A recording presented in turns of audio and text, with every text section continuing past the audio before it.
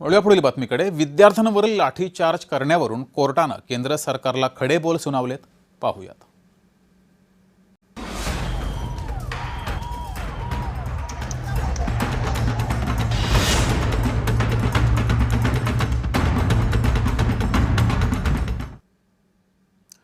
सीजेपीच्या आंदोलनादरम्यान दिल्ली पोलिसांनी काही आंदोलकांवर लाठीचार्ज केला होता। त्या विरोधातील याचिकांवर सुप्रीम कोर्टामध्ये एकत्रित सुनावणी पार पडली।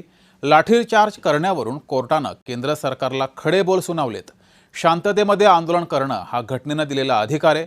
जोपर्यंत हिंसा घडत नाही तोपर्यंत लाठीमार करण्याचं काहीच कारण नाही, अशा शब्दात कोर्टाने ताशेरे ओढलेत।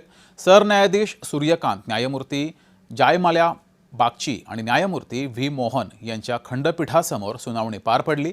दिल्ली पोलिसांवर झालेल्या हल्ल्याबद्दलही कोर्टाने चिंता व्यक्त केली आहे। त्या पोलिसांकडे स्वतःच्या बचावासाठी पुरेशी साधनं का नव्हती, असा सवालही कोर्टाने सरकारला उपस्थित केलाय। तर सुप्रीम कोर्ट काय म्हणाले पाहूयात।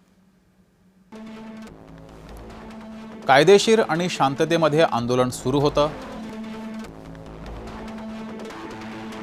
आणि हा असं शांततेत आंदोलन करण्याचा अधिकार प्रत्येकाला आहे। जोपर्यंत आंदोलन शांततेमध्ये सुरू आहे तोपर्यंत लाठीचार्ज करता येत नाही, असं कोर्टाने सुनावलंय। पोलिसांनी बळाचा अतिवापर केला असेल तर त्याची चौकशी झालीच पाहिजे। सोबतच पोलिसांकडे पुरेशी स्वसंरक्षण उपकरणं का नव्हती याचं उत्तरही संबंधित सरकारांनी द्यावं, असंही कोर्टाने म्हटलंय।